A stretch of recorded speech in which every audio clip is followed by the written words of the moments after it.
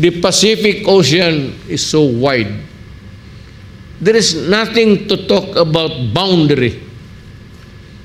And yet they are ready to kill each other at a moment's notice.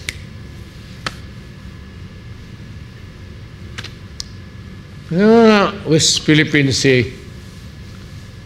Magkita tayo doon sa West Philippine Sea. Doon ko kayo ihulog sa West Philippine Sea. Ipakain ko kayo sa mga pating doon. Alam mo, Mayor, kaya namimiss ka ng mga kababayan natin because you never changed. You are you.